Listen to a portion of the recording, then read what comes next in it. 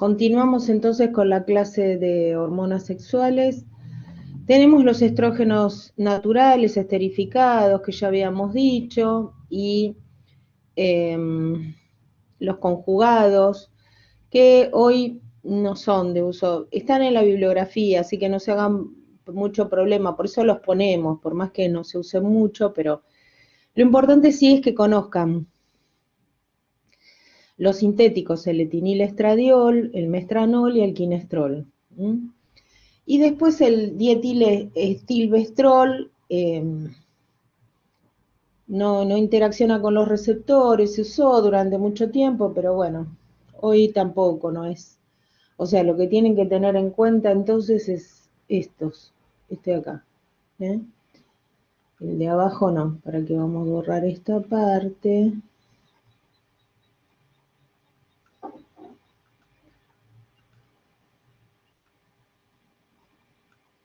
Bien, seguimos. Acá lo que comentamos, las reacciones adversas, ¿de qué van a depender? Van a depender de la dosis, de la duración del tratamiento, de si es administración exclusiva. A ver, de la dosis, ya las dosis que se usaban antes no se usan más, las dosis bajas ya son de hace muchos años. La duración del tratamiento, bueno, se toman, por ejemplo, el tema de las pastillas anticonceptivas durante el periodo, todos los años de fertilidad. En general las interrupciones son o porque, digamos, se ha tenido familia o que se ha dejado de tener una pareja, en fin, no sé, cada uno verá. Pero el punto es que la administración exclusiva ya no es, digamos, no existe porque los anticonceptivos vienen con progestágenos y justamente los progestágenos lo que hacen es contrarrestar los efectos de los estrógenos, ¿sí? No significa que los anulen totalmente, pero los contrarrestan bastante, por eso vienen asociados, además de ser necesarios para evitar la ovulación, ¿no? Entonces, los efectos adversos pueden ser las náuseas, los vómitos, la hiperplasia endometrial, hiperplasia es cuando aumenta la proliferación del endometrio, la tensión mamaria, la litiasis biliar y los fenómenos tromboembólicos. Que los tromboembólicos tienen que ver, por ejemplo, con la obesidad también, tienen que ver con antecedentes familiares por la genética, tienen que ver con fumar, lo que habíamos dicho antes, y con la edad. O sea, mayores de 40, generalmente ahí, bueno, se evalúa con el médico a ver qué utilizar. Bueno, acá tienen toda la lista. Vamos a agrandarlo porque se ve muy chiquito. Ven que todos tienen, ven, etinilestradiol, etinilestradiol, etinilestradiol, pero vienen combinados con levonorgestrel. Todos estos, todos los otros que están con el etinilestradiol son gestágenos, ¿ven? Gestágenos o progestágenos. Gestodeno, levonorgestrel, desorgestrel, drospirenona, bueno, y siempre se repiten. La drospirenona es la que es menos androgénica, o sea, lo que le contrarresta los efectos androgénicos. Entonces, en las mujeres que presentan esta situación, generalmente usan, o sea, por ejemplo, del acné, del edema, el hirsutismo. Hirsutismo es cuando aparece vello, por ejemplo, en la cara o en otros sitios del cuerpo que normalmente no aparecen en una mujer, ¿no? Y después acá tienen las combinaciones. Habitualmente son monofásicos los anticonceptivos. ¿Qué significa? Que tienen la misma cantidad, todas las pastillas tienen la misma cantidad de etinilestradiol y levonorgestrel, ¿sí? Ven que las dosis cada vez van bajando, ¿ven? Dietinil 20, dietinilestradiol 15. Bueno, eso lo van evaluando los médicos según también la necesidad del paciente. Y después, los bifásicos significa que tienen dos concentraciones de etinilestradiol y dos concentraciones de desonorgestrel. ¿Por qué? Porque esto lo que implica es que por la variación que hay en el ciclo, tratando de repetir lo que ocurre en el ciclo, ¿sí? Con una dosis un poco mayor, obviamente. Puede ser que algunas marcas varíen porque esto es de España. Bueno, y después están los trifásicos que tienen 3 dosis, y están numerados y con distinto color. Acá está el hebra, ¿sí? El parche, que va uno por semana. ¿Ven? Etinilestradiol tiene 600. ¿Pero por qué tiene 600? Porque tiene que pasar a través de la piel.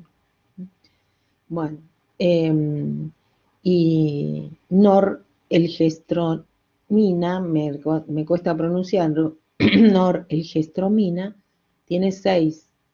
Todo esto, todos los cosas, las dosis están en miligramos. Después están, por ejemplo, el anillo vaginal también. Después está, eh, bueno, la medroxiprogesterona, eh, bueno, el poscoito, el de la emergencia, el levonorgestrel, ¿no es cierto? El implante, que era lo que les decía, ven que tiene solo, el implante tiene gestágenos, gestágenos. Y el DIU, que era, bueno, lo que hoy hablábamos, levonorgestrel. Bien.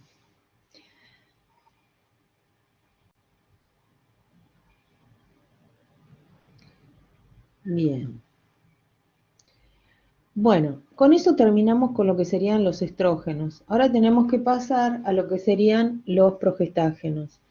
Entonces, los progestágenos está obviamente la hormona natural y lo sintético. Dentro de la hormona natural aparece después del LH, porque ya dijimos que es producida por el cuerpo lúteo o cuerpo amarillo después de la liberación del óvulo.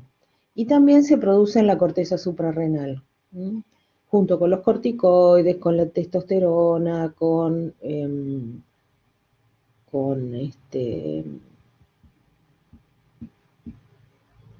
corticoides, o sea, el cortisol, la testosterona, la progesterona y el estradiol. Bueno, ¿qué hace la progesterona fisiológicamente? Promueve el desarrollo del endometrio, que previamente fue estrogenizado, ¿sí? ¿Para qué? Para que se implante el embrión, que se puede implantar en el embrión. Entonces, cuando no hay, o sea, inhibición de las gonadotrofinas, o sea, obviamente si hay progesterona, lo que va a hacer es inhibir a las gonadotrofinas. Entonces no hay nueva ovulación.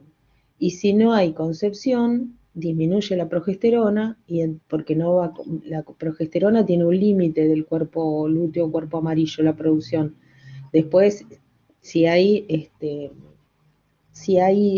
fecundación, lo sigue haciendo después la placenta. Entonces, ahí es donde aparece la menstruación. Y si hay concepción, entonces va a facilitar junto con los estrógenos el desarrollo mamario, el aumento de la temperatura corporal que decíamos de 0,5. Bien, ¿qué derivados sintéticos tenemos dentro de los progestágenos?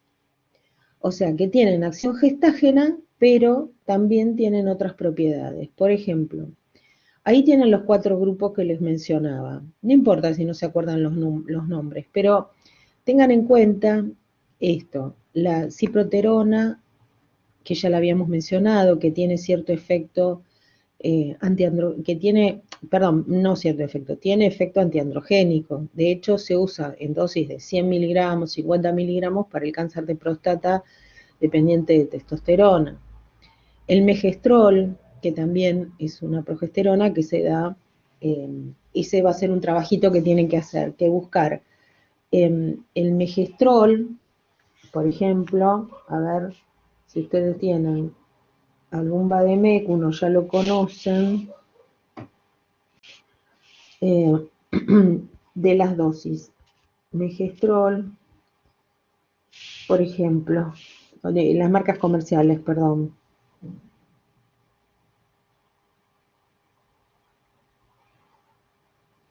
Se usa para el cáncer, ¿no es cierto?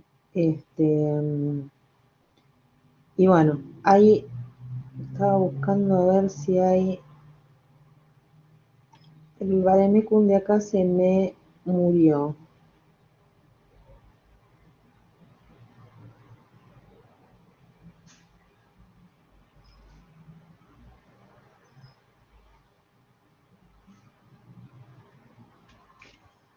Bueno, no encuentro marca comercial. Se usa el megestrol para el tema o sea, de dar varigestrol, pero es por vía oral. A ver,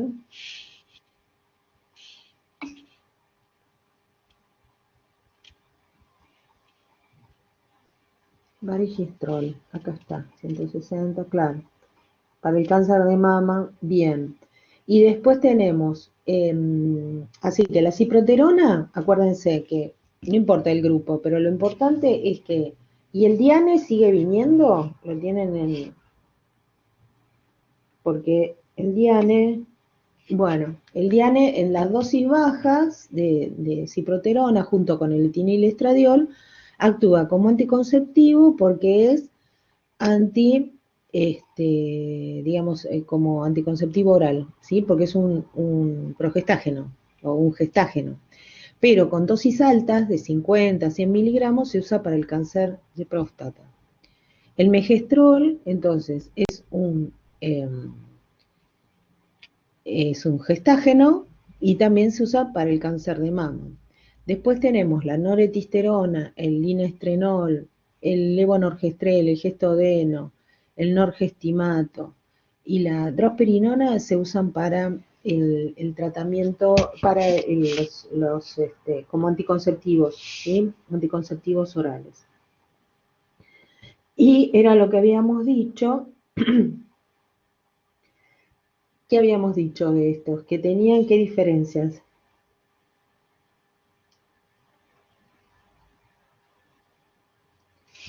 ¿Qué diferencia había entre la drospirenona, el levonorgestrel? Era que la drospirenona es menos, o sea, tiene un efecto antiandrogénico, ¿sí? Bien, y la tibolona es una hormona sexual, digamos, de tipo progestágeno, pero que se usa para el tratamiento eh, de, del climaterio. ¿En qué caso se da la progesterona? La progesterona como progesterona y es para cuando hay, por ejemplo, los riesgos de aborto. Entonces se da progesterona. Estaba como las marcas comerciales me estoy olvidando, venían en ampollas la progesterona. El Progest, claro, Progest, que estimula se usa para los casos que hay, o sea, hay una posibilidad de aborto, o cuando hay pérdidas, digamos, que se le dice vulgarmente, eh, eso. Y la tibolona, sí, durante el embarazo. Y si no, puede ser también en caso de que hay mujeres que quieran quedar embarazadas y tengan poca progesterona. Entonces, para estimular el endometrio. Sí. La tibolona es para el caso del climaterio, o sea, cuando hay eh, menopausia y tiene muchos síntomas, que esa no sé si también está comercialmente, eh, así que bueno, ahí no sé si comercialmente ustedes la tienen, estaba tratando de buscar nombre comercial, sí, Delea, para Clean, por eso para climaterio. ¿Eh? Por lo menos estos se esmeraron con el nombre para que uno después se acuerde bien todo. ¿Eh? Bueno, ¿se va entendiendo esto cómo es? Bueno, y acá tienen otra vez, ven los gestágenos sintéticos. Entonces yo ahí voy viendo, todos son gestágenos porque son relacionados con la progesterona de alguna manera. Entonces yo después lo que tengo que ver es el grupo, bueno, si se acuerdan bien, y si no, no importa, porque yo no les voy a preguntar los grupos porque son un montón, o sea, no tiene demasiada importancia. Lo que sí importa es, por ejemplo, ven, ciproterona. ¿Qué dice? Es un gestágeno, pues está en el grupo. Pero, ¿qué tiene? Ven todo lo demás negativo y tiene un efecto que dice positivo en qué? Con efecto antiandrogénico. ¿Se acuerdan que lo comenté? Bueno, después, por ejemplo, la drospirenona. La drospirenona lo habíamos comentado, que tiene también un efecto, ven, positivo con efecto antiandrogénico. ¿Eh? Entonces eso es lo que, y también lo que tiene de beneficio la drospirenona es este, que tiene un efecto antimineralocorticoide. Entonces, antimineralocorticoide significa que no te hincha, no te produce edema. ¿Eh? Los otros, más o menos, ven que les habla del efecto androgénico y el levonorgestrel produce efecto androgénico. El gestodeno, ¿eh? ¿Se entiende? Por lo menos acordarse de la ciproterona y de la drospirenona. Que ahí si tienen que recomendar, por ejemplo, para una persona, supongamos que les comenta uno, los anticonceptivos que estaba tomando no sé, me hacía mal, me producían hinchazón, edema, tensión mamaria, se me caía el pelo, qué sé yo, o le salía vello o acné, bueno, ahí, por ejemplo, se recomienda la drospirenona. Y como antagonistas de la progesterona está la mifepristona, que acá no se comercializa, pero justamente como es antagonista de la progesterona no permite la anidación y se usa como anticonceptivo, perdón, como abortivo. Eso es en España, por lo menos parece que sí, porque así estaban los libros de españoles, digamos, por ejemplo, el Flores es español y ahí la mencionan. Con respecto a los andrógenos tenemos la testosterona, que ya la habíamos mencionado, que se une a los receptores de andrógenos, que también son receptores nucleares, igual que todo lo demás. Y acá, corrijan, no es la aromatasa, acá es la 5-alfa reductasa. Acá es 5-alfa reductasa.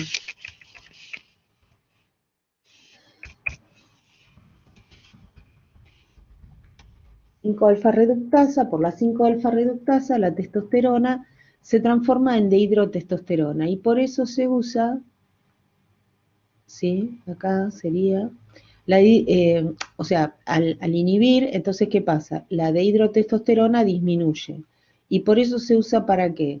La, eh, la, los fármacos que tienen que ver con, digamos, a ver, lo que se usan son los fármacos, por ejemplo, que inhiben a la 5-alfa reductasa. Entonces, por ejemplo, el finasteride, ¿sí? Entonces, el finasteride inhibe a la 5-alfa reductasa, eso lo tienen que saber, ¿sí? Y entonces, ¿qué va a pasar? Que disminuye la dihidrotestosterona. Y ustedes me dirán, y sí, pero todavía tengo testosterona. Sí, pero la dihidrotestosterona tiene más potencia que la testosterona en sí. Entonces, al disminuir la dihidrotestosterona, ahí disminuye el tamaño prostático, que es dependiente de, digamos, de los andrógenos, y permite el desarrollo del pelo, porque no miniaturización, se produce la miniaturización, o sea, lo hace súper pequeño, lo atrofia al bulbo piloso. Entonces, por eso se produce la alopecia androgénica que habíamos hablado al principio. La dehidrotestosterona se representa o se escribe como DHT, dehidrotestosterona. ¿Está? ¿Se entendió esto? Y después acá, por la acción de la aromatasa, la testosterona eh, se transforma en estradiol. Eso ya lo habíamos visto con el letrozol y el anastrozol. Bueno, acá tenemos. Hay otros andrógenos que son la dehidroepiandrosterona, que es un andrógeno también que es derivado, ¿no es cierto?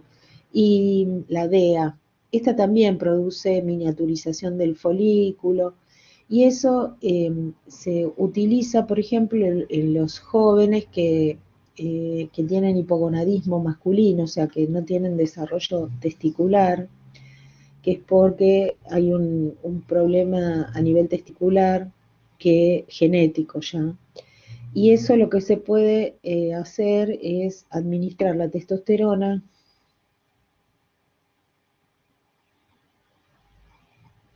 Claro, sí, es una sobreestimulación de la dehidrotestosterona. Sí, está relacionado porque es prostático y la próstata funciona por la testosterona y la dehidrotestosterona. Lo que pasa es que si anulas totalmente la testosterona, el problema es que es, digamos, es complicado porque tiene que ver con la libido, con la fuerza física, tiene que ver con los músculos porque es anabólica. Entonces, ¿qué se hace? Se elimina el metabolito, que es la dehidrotestosterona. Entonces, la hiperplasia significa que está aumentada, muy aumentada de tamaño. Entonces, al aumentarse de tamaño la próstata, bloquea la uretra. Y bueno, ahí cuando la hiperplasia es benigna, la hiperplasia prostática es benigna, ¿sí? No es una tumoración, pero es benigna. No es un cáncer, digamos. Entonces, bloquea la uretra y entonces el problema de los hombres es que empiezan a tener dificultad para orinar y entonces va haciendo una orina intermitente, es un incordio. Entonces le colocan, por ejemplo, una sonda uretral y el problema es que en la sonda uretral también trae infecciones, es un problema. Entonces cuando ya no se puede solucionar con medicación, se extrae, se hace una operación. Bueno, y en el hipogonadismo es un trastorno genético que tiene muchas variables.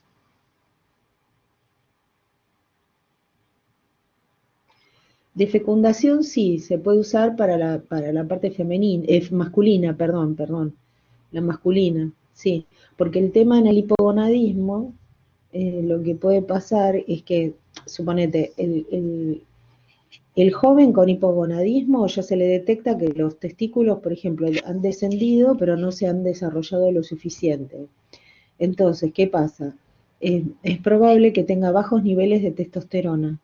Y como tiene bajos niveles de testosterona, tiene altos niveles de FSH y LH, porque la señal al hipotálamo y a la hipófisis es no hay testosterona o hay poca. Entonces, el problema es que generalmente son estériles, pero no tienen dificultad para tener relaciones, o sea, que tienen una cantidad necesaria, a veces pueden tener menos, a ver, menos actividad sexual, pero no significa que, porque también entra una cuestión psicológica, hay muchos factores, ¿no? Pero bueno, ahí es donde hay que, por ejemplo, cuando hay que estimular la, ¿qué pasa? Presentan en general asospermia, o sea, no tienen suficientes espermatozoides, o si no, también puede ser oligospermia, o sea, pocos espermatozoides. Entonces hay que estimular, y se puede estimular, sí, con la de hidroepiandrosterona, como para que después lo que hacen, si tienen, si quieren tener familia, es hacen una punción en los testículos para obtener espermatozoides y entonces hacen una fecundación in vitro, porque no llegan a tener.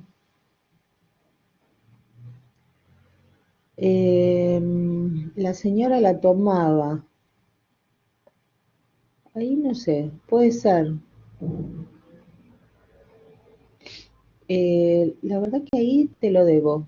No, en la mujer no sé. Es raro, porque es un andrógeno. Eh,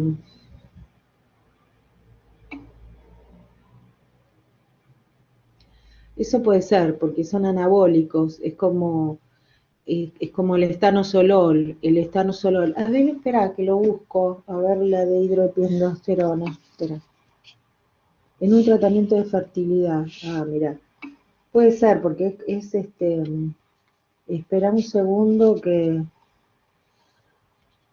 enseguida te digo.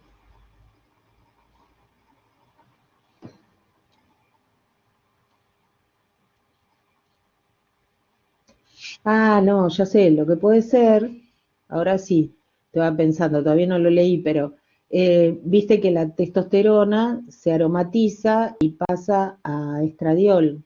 A lo mejor lo usan como precursor para que tenga más estrógeno sin llegar a darle el clomifeno. ¿No sabes si tomaba otra cosa?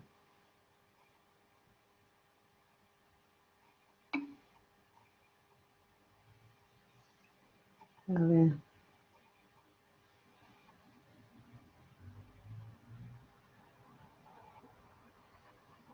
ver, estoy buscando, ¿eh?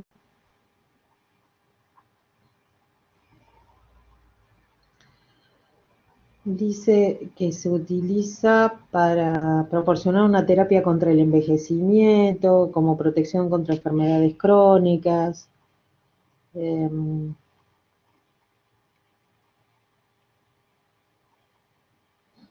de la clínica Mayo.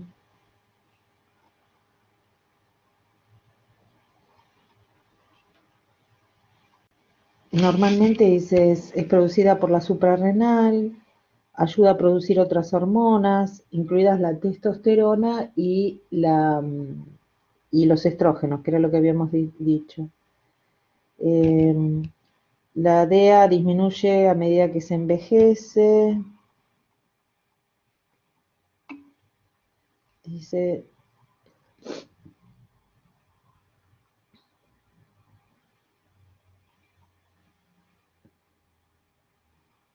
claro, más para el tratamiento de, gracias, Nadia. Después, claro, para el climaterio femenino o sea, cuando le extirparon el ovario. A ver, con antiedad mejora el rendimiento físico, para síntomas de menopausia. Mm, no, para atrofia vaginal, pero no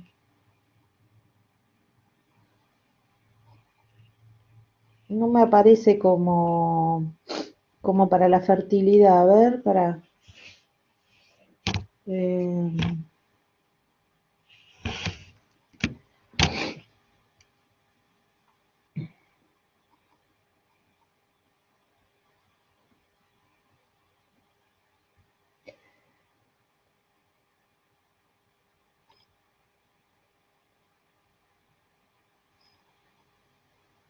no me aparece no me aparece, ¿eh? A no ser que estuviera así, esto, o sea, estimulando, no me aparece. A ver, total tenemos tiempo. Esperame un segundo que quiero fijarme en una cosa. Un segundito, ya te digo, lo voy a buscar en otro lado en internet. Un segundo.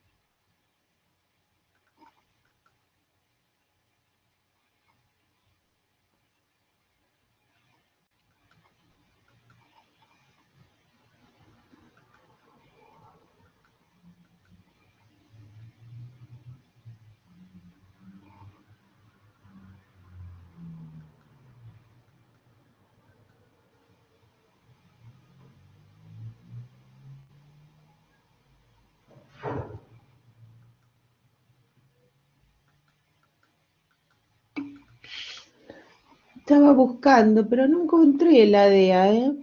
No sé si me escuchan, perdón, ¿eh?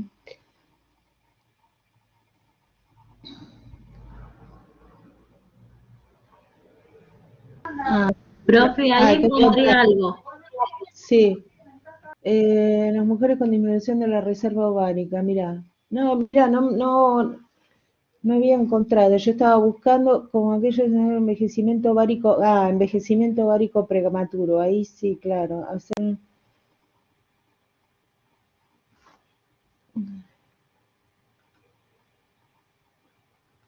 Hasta el momento no solo aumenta el número de calidad de vuelos disponibles, sino también, mira, genial, mira qué bien. No, la verdad que no lo tenían. Los hombres sí, pero no en las mujeres. Mira qué bien. Bueno, gracias. Está bueno. ¿Vieron cómo todo se aprende? Aparte, eso lo aprendiste de la paciente, ¿o no? Viste cómo hablando con los pacientes uno va aprendiendo. Y bueno, nos vamos transmitiendo el conocimiento. Sí, era una Genial. señora que venía a hacer un preparado a la farmacia y habrá venido 1 año y medio. Ya era una señora más grande, ¿no? Unos 40 años. Y yo sabía que era para el tratamiento, por eso ahora cuando estaba comentando digo, pero entonces ¿para qué lo llevaba? Y ¿Y el sí, preparado para la farmacia qué era? Era algo con carnitina, con no solo arginina. eso, solo la Ah, DEA. ah. No, porque ahí se hacían unos preparados que eran para estimular los espermatozoides, que les daban a las parejas, ¿no? Y se hacían eran con unos, con arginina, con carnitina y no me acuerdo qué más, y los daban. Mira, ¿y esto cuánto hace? Debe ser más nuevo, ¿no?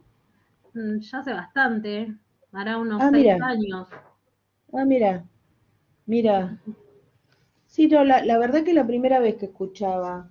Qué bueno. Bueno, todos son alternativas, porque después hay uno que se llama Gonrelix o Goncelix, que es para inhibir también la hormona liberadora de gonadotrofinas. Entonces, buscando en esto que para el tratamiento de la fertilidad, y, y este es un inhibidor de la hormona liberadora de las gonadotrofinas. Entonces, claro, también libera más. Claro, viste que en lo que yo había leído primero decía para el rejuvenecimiento y qué sé yo, y claro, de la función, acá estaba específicamente que también rejuvenece la función ovárica. Está bueno. Bueno, seguimos. Y los antiandrogénicos ya lo habíamos visto. La ciproterona, la espironolactona, eso ustedes capaz que lo vieron en fármaco 1, que es un diurético ahorrador de potasio, pero es antagonista de la aldosterona. Entonces, el tema es que tiene un efecto antiandrogénico por ser antagonista digamos, de la aldosterona, porque la aldosterona hay que ver que también se sintetiza, vieron, en las suprarrenales. Entonces, eso produce edema y está dentro del grupo eh,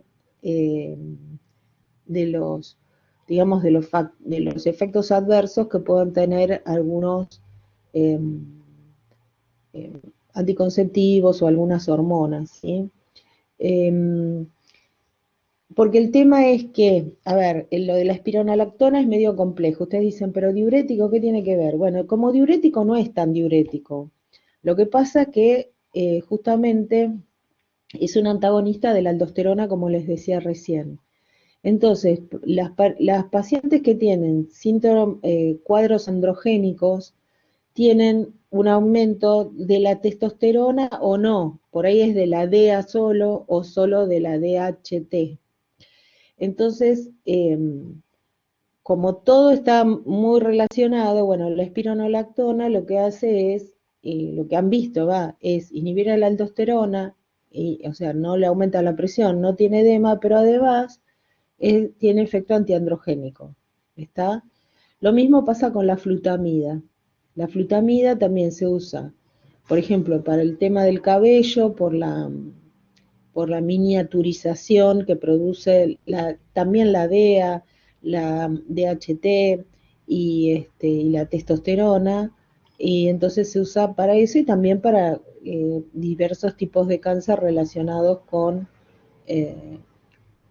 hormonas androgénicas.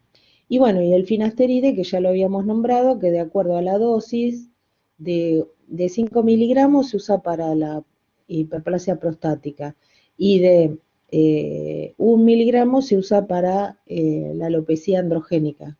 ¿Mm?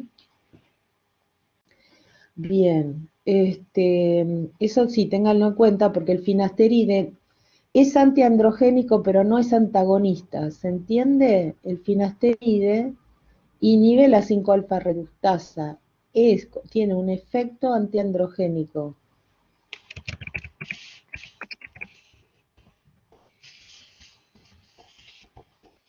¿Dónde lo escribí? En cualquier lado. Quise escribir acá. Tiene efecto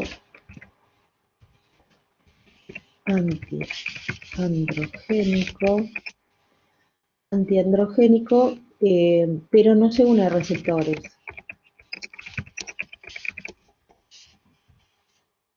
O sea, no es antagonista. Vamos a ponerlo con mayúscula. No es antagonista. Androgénico. ¿Se entiende esto? ¿Sí? La ciproterona, la espironolactona, la flutamida son antagonistas, o sea, se unen al receptor androgénico y lo bloquean. Entonces ya no puede ir digamos, la testosterona, la DHT o cualquier otro andrógeno a unirse al receptor, ¿está?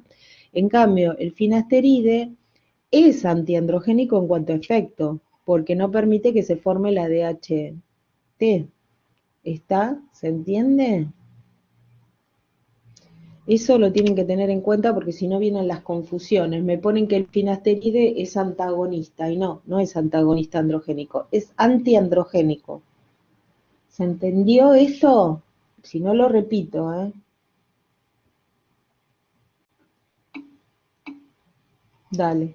Ténganlo en cuenta, anótenlo, pónganlo en una llamadita, resáltenlo porque son errores típicos de los exámenes y yo lo reitero y lo digo, pero bueno, por ahí no, esto es lo que tienen que tener en cuenta, ¿sí? Y acá hacer que antagonista es el que se une al receptor y lo bloquea, o bloqueante, si quieren, lo que les resulte la palabra mejor.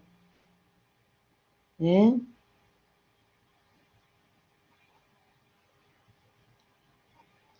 Bien, seguimos.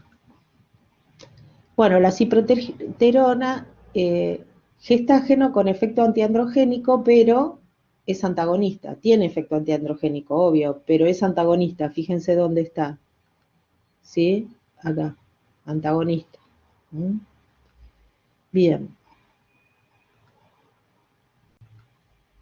El danazol. El danazol lo habíamos mencionado para la endometriosis. Justamente, el danazol tiene este comportamiento.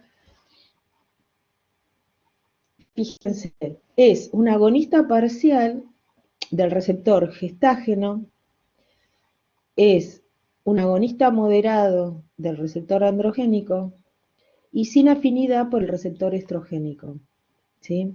Entonces, ¿qué es lo que hace el danazol cuando hay una endometriosis importante? Que produce dolor, que produce inflamación, que produce sangrados en distintos momentos del ciclo, en fin. Hay una inhibición, produce, ¿no es cierto?, una inhibición de la hormona liberadora de gonadotrofinas en el hipotálamo, por ende va a haber una inhibición de la liberación de FSH y LH, y por ende inhibición de la secreción de estrógenos, y va a haber supresión de la menstruación, supresión, ¿por qué? Porque el estrógeno, digamos, va formando el endometrio, y la progesterona le sigue, pero como inhibir la ovulación, tampoco va a haber estimulación del endometrio por la progesterona. Y entonces, de esa manera, provoca una regresión de la mucosa, o sea, se va como atrofiando, digamos, por decirlo de alguna manera, pero que no está proliferativa, que no está como preparada para una anidación, ¿se entiende? Y bueno, en los casos donde las medicaciones ya no responden y es muy complicado, entonces lo que se hace es la cirugía, ¿sí? ¿Se entendió esto del danazol?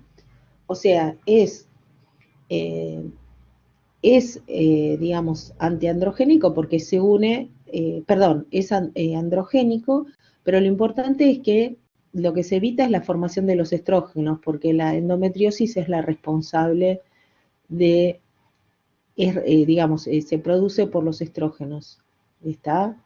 Y entonces acá, esta sustancia no tiene que ver con los estrógenos, pero sí con los gestágenos y con los andrógenos, ¿está?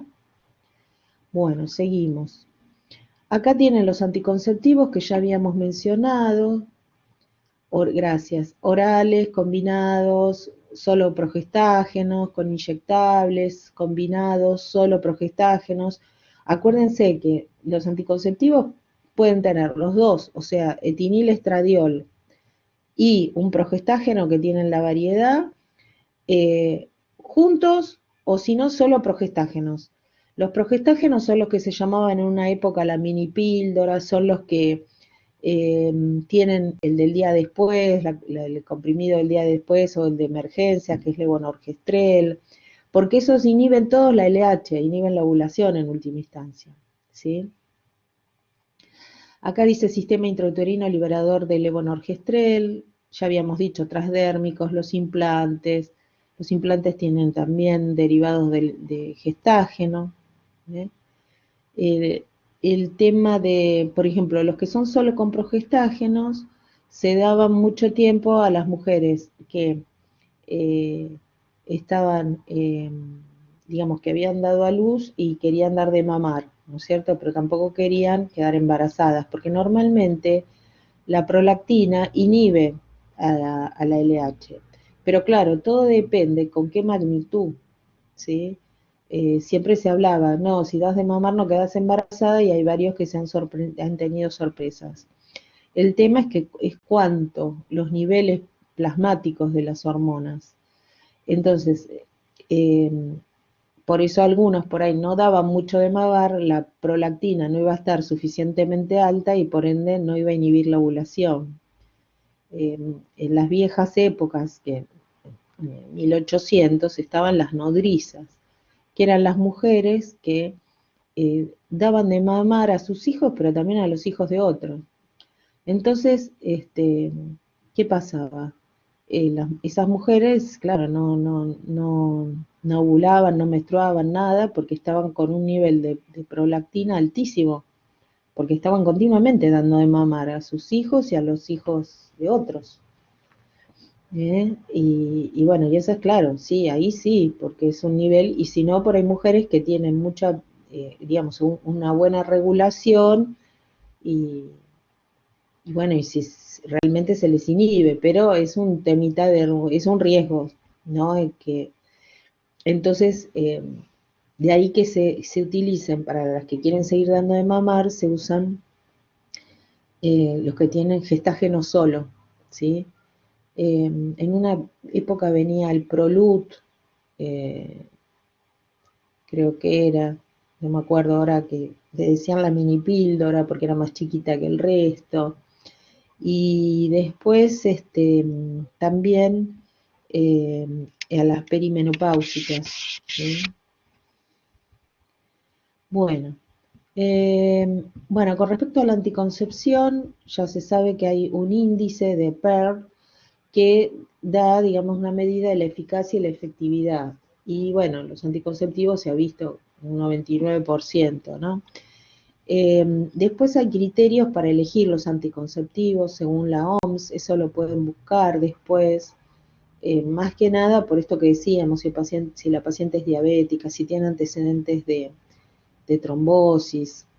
Y bueno, cuando se hace una prescripción o un consejo farmacéutico, hay que tener esas precauciones, ¿sí? o pedir información los laboratorios que producen bueno, todos los que producen dan información. Si ustedes piden, si están trabajando en farmacia y les dicen, le van a mandar información. Y bueno, saber de los distintos tipos de anticonceptivos orales y obviamente las RAM que ya las fuimos mencionando. Esto ya lo dijimos, que inhiben la secreción de gonadotrofinas, inhiben la ovulación en el ovario, bloquean el 60 al 80% de los ciclos. Y los gestágenos tienen una cosa más agregada, que es el engrosamiento de la mucosa cervical y la secreción de moco. Los gestágenos producen aumento de secreción de moco. Vamos a anotarlo acá.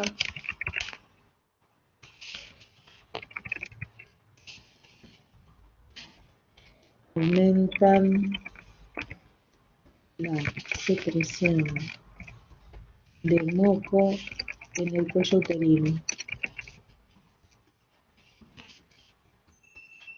¿Sí? Entonces dificultan el paso de los espermatozoides.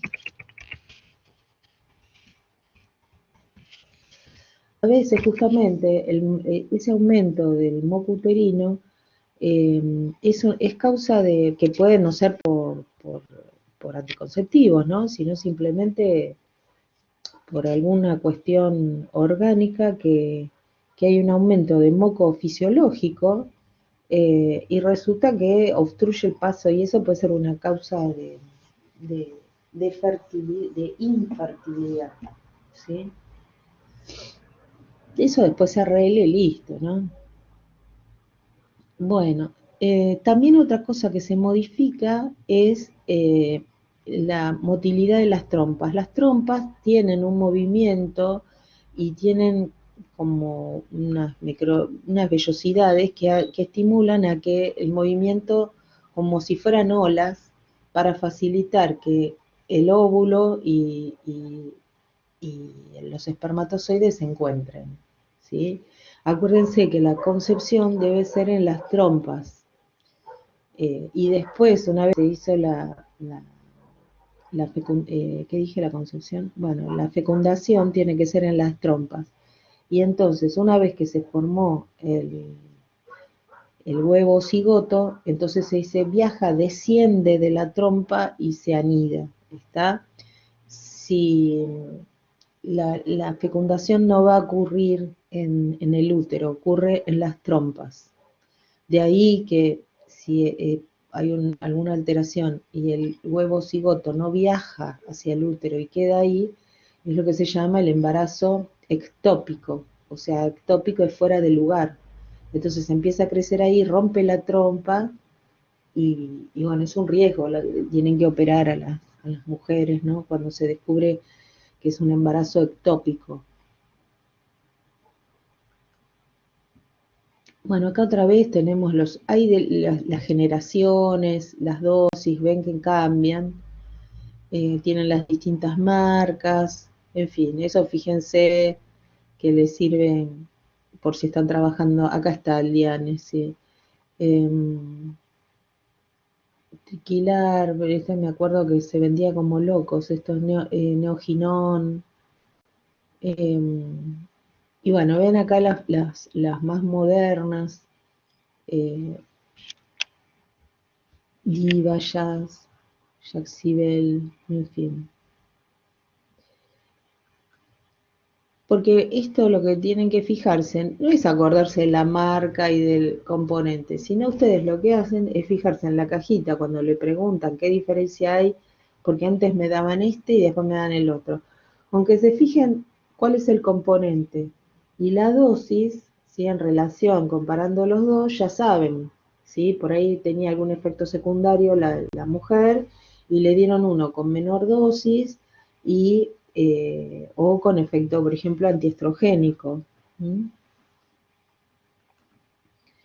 Bueno, los otros anticonceptivos, ya dijimos los poscoitales, que ya saben que es son con levonorgestrel nada más, tienen solo levonorgestrel. Acá dice que hay una combinación, pero me parece que comercialmente lo único que hay es con levonorgestrel. No sé si ustedes tienen algún otro que sepan, que se dan dentro de las 72 horas. Son concentraciones obviamente más altas, ¿ven? Tenés 0,5 de miligramos de levonorgestrel, cuando normalmente tienen, fíjense acá, 30.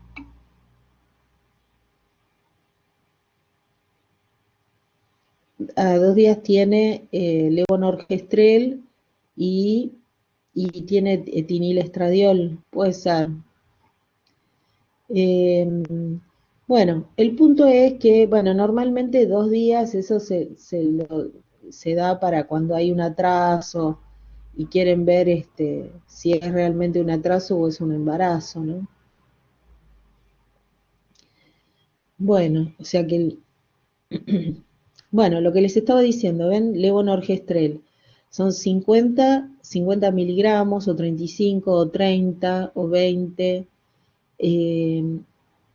Y bueno, y en uno del día después es una concentración alta, es 0,5 de miligramos. O sea, son 10, 15 veces más, o sea, media cajita más o menos, que se toma toda junta. Entonces pueden aparecer estos efectos secundarios. Y el problema de esto es que hay un uso inadecuado, porque se usa como anticonceptivo. O sea, se usa, en vez de tomar regularmente, se toma, digamos, por las dudas y bueno, y es una sobrecarga hormonal, no deja de ser una sobrecarga hormonal. Después, como decíamos, el gestágeno está incorporado a dispositivos intrauterinos. Acá les dice que el postcoital es de acción, combina la acción abortiva, ¿no es cierto? Y bueno, la modificación en las trompas, todo eso ayuda a la anticoncepción. Bueno, acá esto lean ustedes, son los dispositivos intrauterinos que generan una respuesta inflamatoria, como ya les había dicho, impidiendo la implantación. Y bueno, y también eso se genera ahí una acción de los macrófagos que pueden fagocitar el blastocisto, o sea, después de el blastocisto es una de las etapas de división del huevo cigoto. Lo que les comentaba también, que están los que tienen cobre, que generan más respuesta inflamatoria. Bueno, todo esto ya lo habíamos comentado. Bueno, nada. Los mastocitos, recuerden que liberan heparina. Los mastocitos son como los basófilos, pero están en los tejidos, y entonces puede haber hemorragias, porque la heparina es para evitar la coagulación, ¿verdad? Bueno, después hay agentes espermicidas, que generalmente vienen incluso incorporados con los profilácticos, como por ejemplo el cloruro de benzalconio, el nonosinol 9, agentes surfactantes. Bueno, eso hay que tener en cuenta que lo que hace es afectar al espermatozoide. Entonces pierde la velocidad y la motilidad, y eso hace que no llegue, porque tiene que ir en contra de la corriente, digamos. Y bueno, y lo que hablábamos hoy, ¿no? En los anticonceptivos es complicado porque no han podido todavía resolver el tema, ¿no? Alcanzar azospermia, o por lo menos oligospermia, o sea, poca cantidad de espermatozoides. Y entonces para eso se tiene que suprimir la FSH y obviamente la testosterona intratesticular. Y bueno, por ahora no dieron resultados. Lo mismo que dar agonistas de la hormona liberadora, tampoco. Bueno, dejamos acá, seguimos la semana que viene. Les voy a buscar algún TP, igual tenemos que seguir con las otras hormonas hipotálamo hipofisarias que nos faltan, la hormona de crecimiento y demás. Y bueno, dejamos acá. Les voy a tomar lista, así dejamos todo en orden.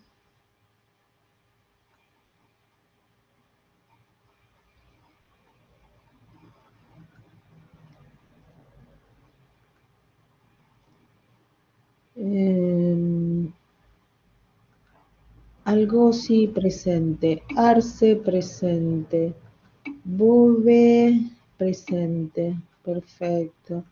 Cesaretti presente. Coronel presente. Da Costa presente. Hidalgo presente. Laborato presente. Presente, profe. Camila López Romero presente. Luque Gabriela ausente. Míguez Nadia presente. Pertucio presente.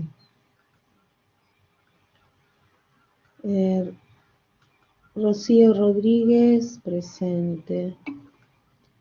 Y Torroija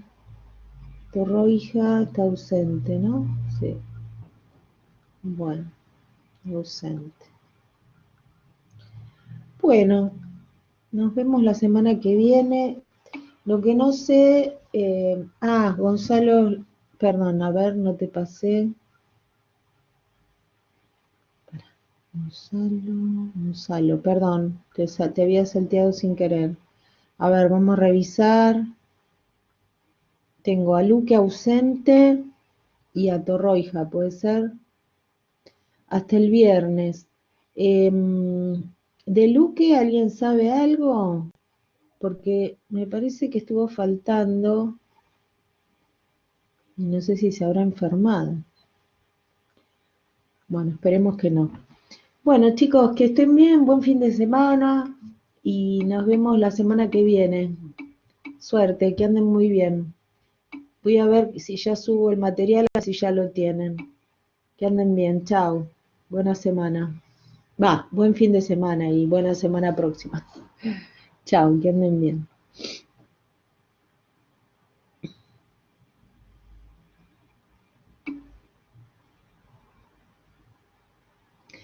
Y entra desde diabetes, va a entrar. A ver, el segundo parcial, quieren que lo tengo anotado. Segundo parcial.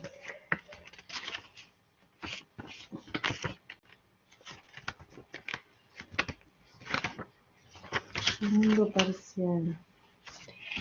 A ver, yo tengo que, a ver.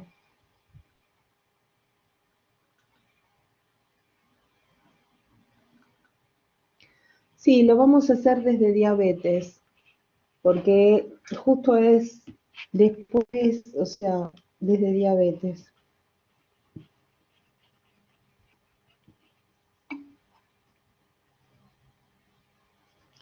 Porque ya hay bastantes temas y después igual para el final tienen que estudiar todo.